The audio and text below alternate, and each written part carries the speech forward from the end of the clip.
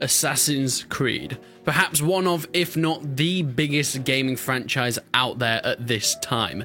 Ubisoft has managed to make this behemoth of a franchise into one of the most wide-spanning game IPs that we've ever seen across all platforms. Whether it's on PC, consoles, even handhelds, even on phones, they've got a game for everything, with countless amounts of time periods, storylines, and characters. Whilst being controversial at times, it has been a behemoth and a Goliath of a story. The Assassin's Creed franchise has gone from strength to strength. Me personally, especially with the more RPG style, I really enjoy it. Whilst I know many people don't, I think Assassin's Creed Origins, Odyssey, and Valhalla have gone in a really fun RPG direction. But it's been a long time since Valhalla came out, and a game that had some pretty decent success. It's been that question on everyone's lips. What's next? Because of course, Ubisoft have always released a game every 1 or 2 years, so everyone expected to hear something about this time, but we hadn't. Until a few weeks ago, Assassin's Creed and Ubisoft announced what they'd be working on next. And this is where it gets interesting, because this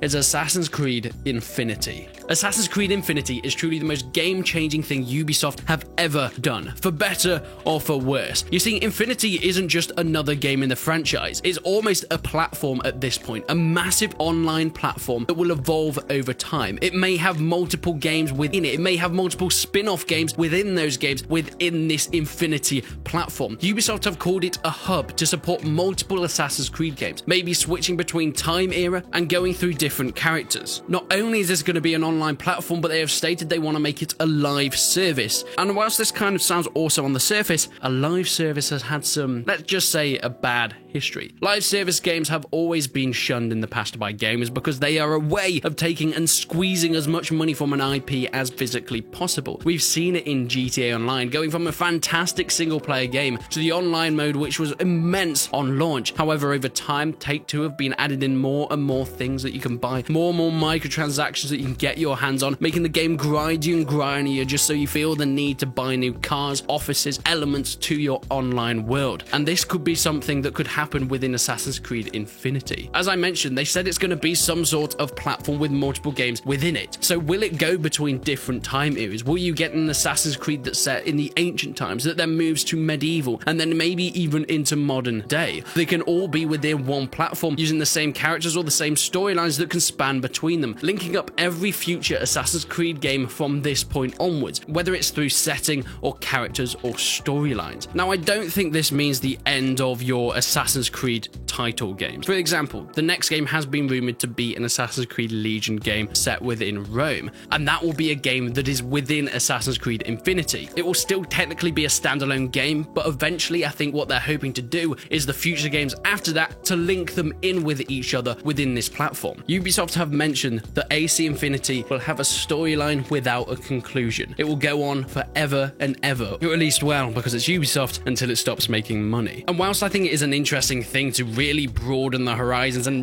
opening up a storyline and the creativity for this can be a great advantage for a video game. However, when you open up so far, sometimes you lose direction, and it kind of makes the actual storylines pointless. Would people really feel as invested in a character or a storyline or doing quests if they knew it just went on forever and ever, that they never get to the end, they never have a satisfying conclusion? And that's really disappointing. They even said within their press release that it will never come to a satisfying conclusion, as if that's a good thing. But whilst we've got the basics of what Assassin's Creed Infinity is, it's still kind of vague. But what does this live service Assassin's Creed game mean for the franchise? Well, the Assassin's Creed franchise, as you know it, is basically finished. They've done everything they want to do with those standalone games. It will, of course, carry on with similar characters, mechanics, storylines, and things like that, but within this Assassin's Creed Infinity umbrella that can link together throughout the world, maybe even time zones and time eras. But with having it as a live service, this gives Ubisoft the option to put in things like battle passes, to go from smaller microtransactions that they did in something like Valhalla and put it up to a big scale. Having a battle pass or even a subscription that means you can pay monthly, yearly, quarterly, and get every Assassin's Creed game that comes out within that time. For some people that might be great, but we've often seen battle passes don't tend to be a very consumer friendly thing, as they tend to lock off things behind closed doors. Even if you do end up having battle passes for just the next Assassin's Creed game, it will often have advantages, maybe bonus missions, weapons, outfits that you can have have just if you paid extra. That doesn't matter if it's cosmetic or not, they're still putting something behind a paywall on top of buying something in the first place. They have mentioned that another advantage of having a live service is having seasonal events. Think of it sort of like the new Hitman trilogy, where you have your base games and base missions, but there are seasonal events such as priority contact missions where you have to assassinate certain people. These can also come in the form of battle passes and DLCs, and this is a similar thing to what I think they're trying to do with Assassin's Creed Infinity. And this is where it starts to get a little bit dangerous. You see, the problem is AC Infinity sounds like an incredible idea, and I think most of the people watching this will agree with it. If some game developer came to you and said, we want to make a massive platform that goes through time eras, that chains together storylines and characters through this whole Assassin's Creed world, people would think that's amazing. But the problem is, it's Ubisoft. Everyone knows that Ubisoft will take this to the next level in terms of trying to suck out as much money as possible. I know it sounds cool, and I really want to be excited for this sort of thing. But if you think of it from a business point of view, which Ubisoft is, it's essentially their way of making the most amount of money by constantly squeezing coins out of the game and players without putting in as much effort as they used to with standalone games. They don't have to change the engine at all. They don't really have to change anything except for maybe making a few missions, changing the skins on characters, and then just chucking out the same game again. I mean, people have accused them of doing this with the copying and pasting Assassin's Creed games in the past, and whilst they've gone into a more RPG style more recently to try and negate that, I think this is the nail in the coffin for the Ubisoft haters. This is the thing that's saying,